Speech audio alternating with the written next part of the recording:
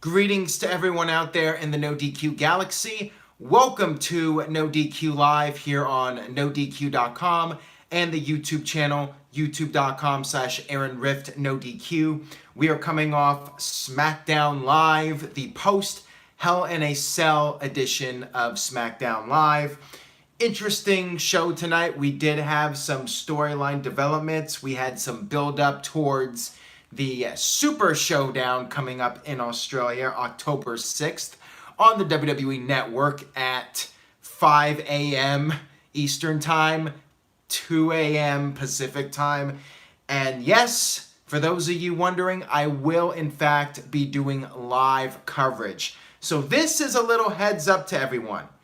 Whether you're following NoDQ on YouTube or Twitter or Facebook, I am going to be tweeting live. I am going to be doing a live video after the show. If you are not watching the Super Showdown live, please, you know in advance, stay off YouTube, stay off Facebook, stay off Twitter, unfollow NoDQ if you have to. This is a fair warning right now to everybody out there. So please, understand what I'm saying here. I am going to give out the results as the show happens. So 3 o'clock in the morning Pacific time, there's going to be results on Twitter and on NoDQ.com. Now that I got that out there, let's get to the SmackDown review. We opened up, and you know what? I'm still going to get people complaining. Despite making it very clear, I know the day of the Super Showdown, people are going to get on my case. You spoiled it for me. You know better. I'm just saying, you know better.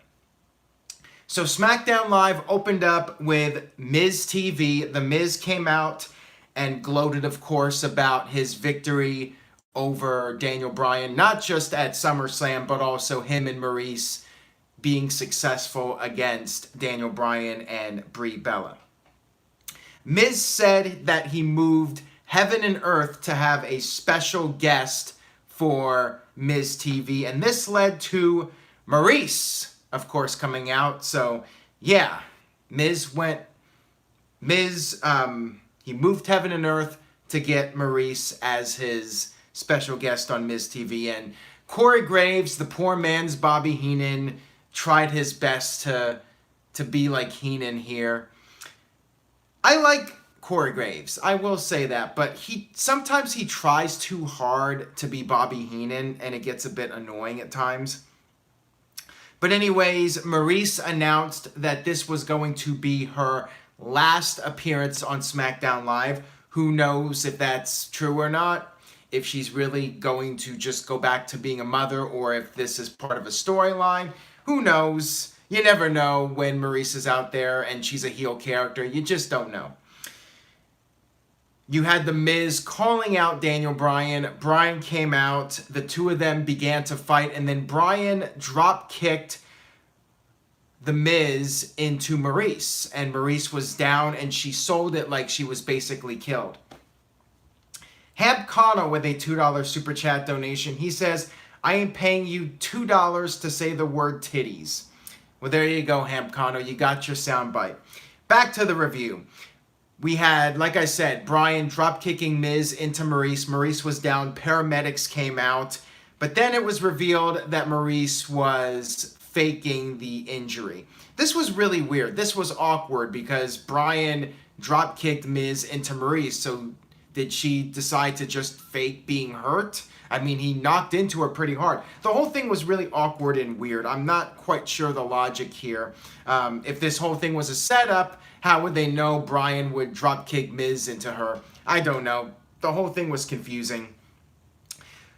But Bryan ended up making a comeback despite the little setup. The Miz did attack Bryan, but then Bryan fought him off, clotheslined him over the top, and Miz and Maurice took off. And that was the segment. Weird opening to the show, I will say that. And they did announce some breaking news according to The Miz. The Miz, of course, announcing that at Super Showdown, he will face Daniel Bryan, and the winner will get a championship opportunity at some point. This would have been a whole lot more interesting and more breaking news if it wasn't already announced on WWE.com 2 weeks ago. Just saying. It's annoying when WWE announces something on WWE.com or social media and then they go on television and act like it's breaking news. It's a pet peeve of mine. It just irritates me. And Virtue is in the chat room trying to stir the pot with people, so go Virtue. So we had Kofi Kingston versus Cesaro, another really awkward segment in my opinion. So you had the New Day coming out dressed up like Steve Irwin, I guess because you're doing the Super Showdown in Australia, and they kind of did it last week where they were backstage looking at the bar in their natural habitat. This week they went full-blown Steve Irwin imitation. Ken terminated by Google with a $5 super chat donation. Sierra, I am so glad that the world champion did not start the show. Unlike the big dog crap, Raw should follow suit. Well, keep in mind, AJ Styles is basically a mid-carder holding the WWE title, let's face it. Roman Reigns is the big dog. He's the man. He's the guy the company's being built around. He's the real star of the company, not AJ Styles. Let's be real here. By the way, interesting stat. You could check out NoDQ.com. Somebody on Reddit had posted about how throughout the past 16 co-branded pay-per-views, there's not been one pay-per-view where the WWE title was the main event of the evening. Interesting stat right there, but as far as I'm concerned, it's very telling about the state of the WWE title. It's not the A title. It's not on the A show, and it's not the A title. And AJ Styles, as far as WWE is concerned, is a B-plus player. But back to the New Day segment. They came out, they were doing the Steve Irwin impression. Big E said crikey, and Xavier or Kofi, one of them said it was a terrible impression, and Big E's response was, well, the Iconics said it was okay. This was not good. This was a very poor attempt at comedy, and yeah, it did not work for me at all. I thought it was completely lame. Cesaro was like, you guys are out here and it's not funny what you guys are doing. And I actually agree with Cesaro, and that's not supposed to happen. Cesaro's a heel. I'm not supposed to agree with the heel. He's not supposed to tell the truth. Cesaro was right on the money. It was not funny. And the crowd wasn't even laughing at the New Day. And that's funny too in its own way, because even though I'm critical of the New Day, more times than not, the live crowd loves those guys. But this week, it didn't really click. The crowd really didn't laugh at the New Day's jokes. But anyways, we did have the match. Kofi Kingston versus Cesaro. I thought it was a good match. You know, when you have Cesaro and Kofi in there, you're always going to have some quality. Kofi did an interesting move where he used his stomach to bounce off the ropes and then dive to the outside. I thought that was pretty cool, but it wasn't enough to get the job done. Cesaro won the match with the neutralizer. So the bar has some momentum heading into the Super Showdown. The Watcher says New Day is corny and not even funny like Santino was. Santino was funny for like the first year, and then his act just went south, as far as I'm concerned.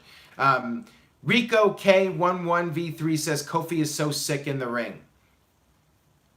And John says that was not a cool move. And Jam3SJH3 says, was that a belly flop? And The Rock says, I want Kofi to turn on E and Woods. And Kayfabe Candy Ass says Santino went south when they went PG. I agree 100% on that, Kayfabe Candy Ass. Ma Wrestling says, ugh, Santino, he sucked like the New Day.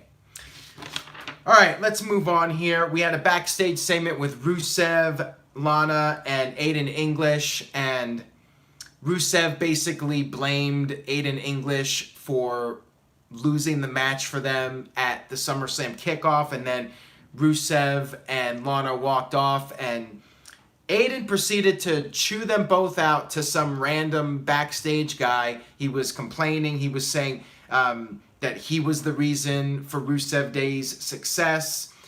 But unfortunately for Aiden, Lana was standing there right behind him and heard everything he said.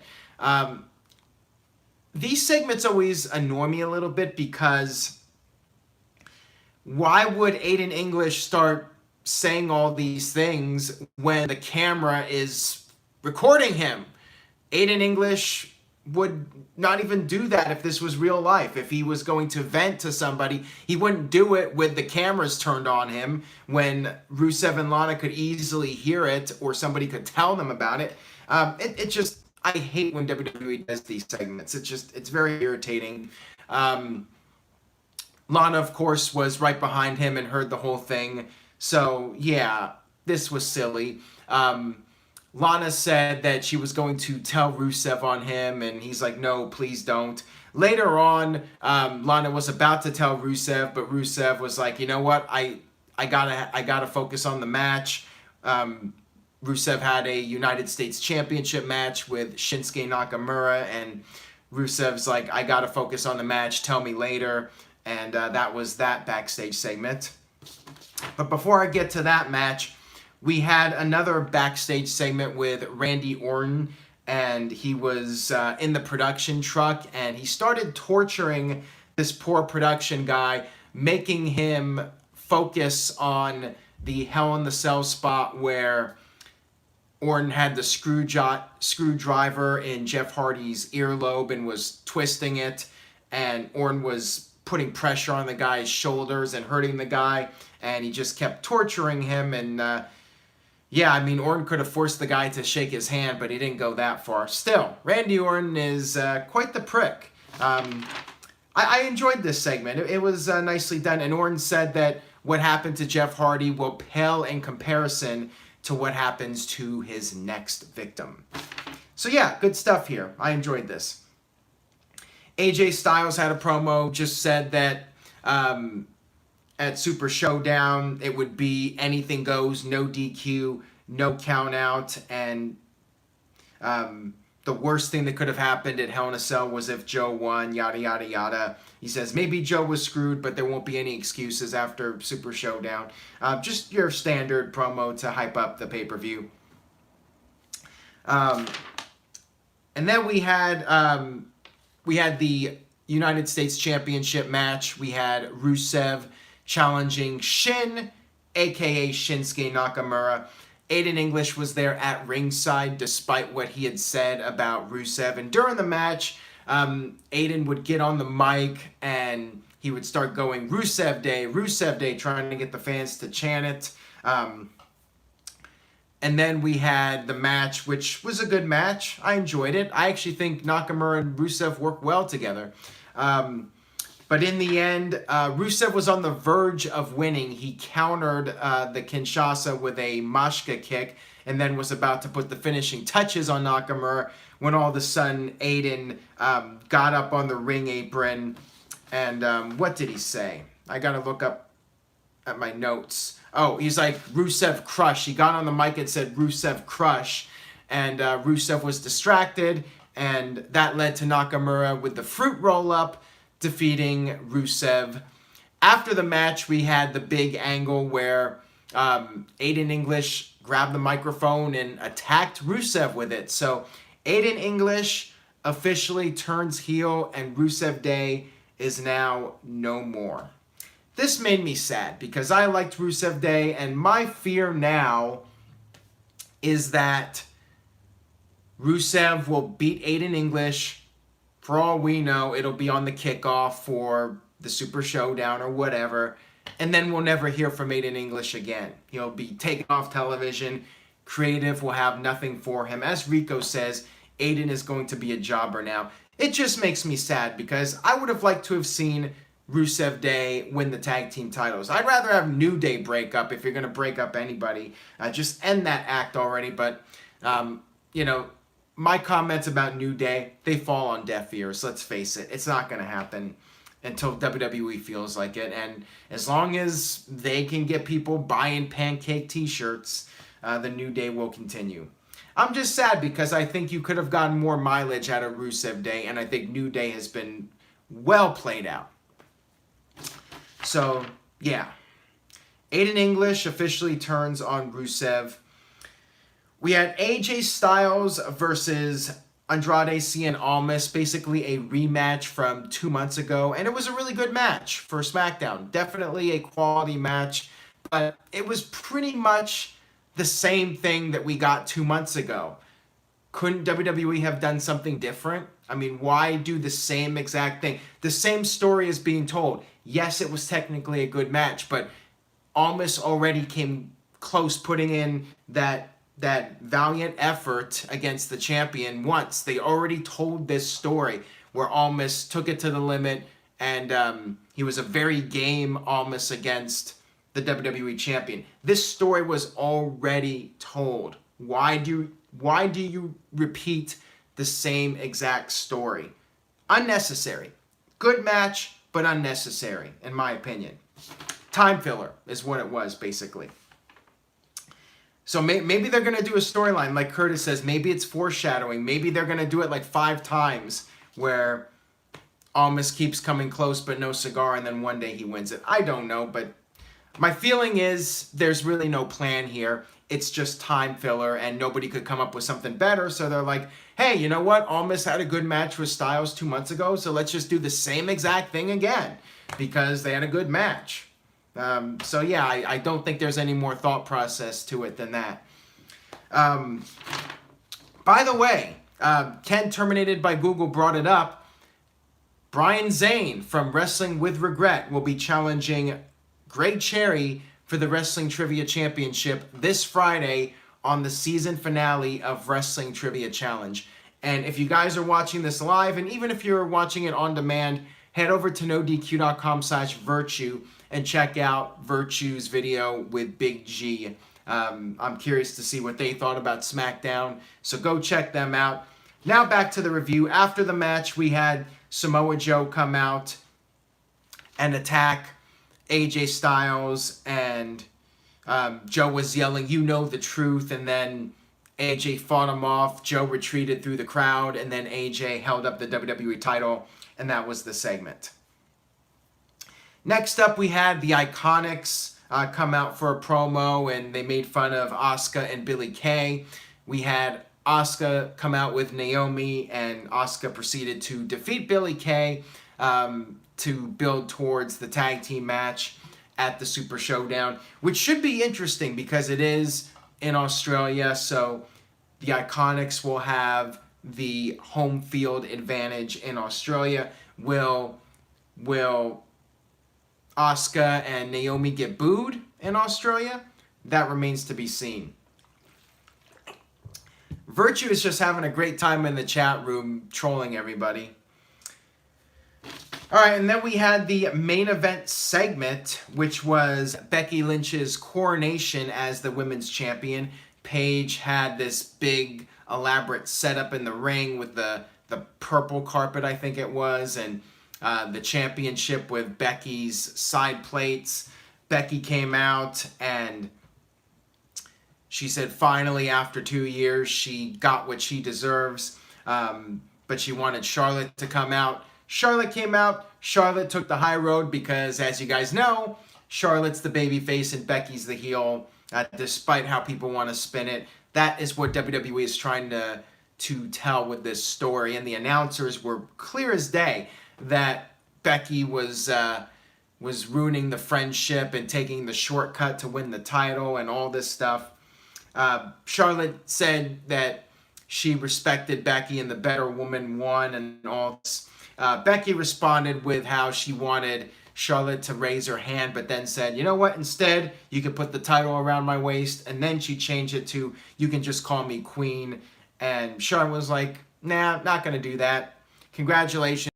That's all I have to say. And then Charlotte was about to leave, and Becky uttered that B word, bitch, and apparently that just struck a nerve with the babyface. I don't see, this is the weird thing. If WWE is trying to make Charlotte likable, she should not be getting this aggravated by Becky. Becky just calls her a bitch, and that causes Charlotte to lose her temper. I mean, that doesn't make me feel sympathetic towards Charlotte. And then furthermore, Charlotte attacks Becky, and then Becky comes back and beats up Charlotte to end the show. Becky put on the disarmor and then hit the exploder suplex and then left with the title. And that was the end of SmackDown Live. So Sonic says, love how Becky isn't being portrayed as a cowardly heel. And TK says, Becky did look great tonight. She isn't giving Charlotte an inch. And Caleb Jacob says, that's today's world, Aaron. So yeah, that was SmackDown Live, everybody. Decent show. I mean, I felt like there was a lot of filler, but I did like the Aiden English heel turn, even though I'm sad about where it's going to end up for him. But at least it's some storyline here, and it's something to follow and be invested in. I just hope WWE does it justice. My feeling is it's going to be on the kickoff, and then we're never going to see Aiden again. I would give this show a B-. So to me, it was pretty much at the same level as Raw. I'm giving both shows a B- this week. Virtue says, what if Aiden went over Rusev in the feud? If that happened, I would be very surprised. I could see fans complaining about it, though. Let's see. Caitlin gives the show a B-. Nathan gives it a C+. Michael Wayne a B-. Bradley a B-. Ma Wrestling a B. Wilkins says solid B. And Chris Mace gives it a C. So a little bit of a mixed bag, but I think overall people did enjoy the show. Curtis Butler says it was better than a predictable Raw. Power Packers 90 with a $5 super chat donation. I cannot believe how WWE refuses to listen to the fans and instead hear her annoying their words accent. Like I've said many times, WWE does what they want to do. They really don't have any reason to listen to the fans, and they haven't in 20 years. And it's even more so now than ever because of the Saudi Arabia deal and the Fox television deal. Like I said, WWE is rolling in the money right now. And yeah, the Saudi Arabia show, for those of you, just to put it in perspective, WWE is making more money from those shows than WrestleMania. That's how big the Saudi Arabia deal is. And I know it leaves a bad taste in people's mouths because of the whole Saudi Arabia situation with the treatment of women and the human rights violations. But WWE is a business, and their attitude is they're breaking barriers. It's one step at a time, trying to establish a relationship with the Middle East. But at the same time, on the other hand, like Kayfabe Candy Ass says, it's crown propaganda cash grab. There's a name for the show, says Kayfabe Candy Ass. Brayden, my Raw grade was a B-. I pretty much feel that they are equal. Derek says, hey Aaron, what time do you go to sleep? I'm like Vince, I don't sleep. And Curtis Butler says, the Crown Family Jewels. Why not just bring back King of the Ring? I mean, this would have been the perfect opportunity. You're using the Crown logo. Just call it King of the Ring. The greatest King of the Ring. How about that? Compromise. Since we already had the greatest Royal Rumble, how about the greatest King of the Ring? I think that was a missed opportunity. Crown Jewel or Family Jewel, whatever the hell it's called, it's a stupid name. I would have much rather seen WWE just bring back King of the Ring. If you're going to do a tournament, call it King of the Ring. And yeah, greatest King of the Ring. How about that, just to satisfy Saudi Arabia? I don't know. But yeah, like I see the Crown logo and I'm like, why can this not be King of the Ring? It's just frustrating. TJS says all in your house. Ooh, that one's interesting. Kevin says crown jewels with great balls of fire. Curtis Butler says king of the world ... cup. Kayfabe Candy Ass says the greatest house show with political elites in front row not even watching. Good one, Kayfabe Candy Ass. And Nathan says it's overkill with all these events. All right, guys, so it's been good chatting with you. thank you for tuning in to NoDQ Live. I will go ahead and wrap up this video. Head over to NoDQ.com again regarding the WWE title stats and all the latest news from today.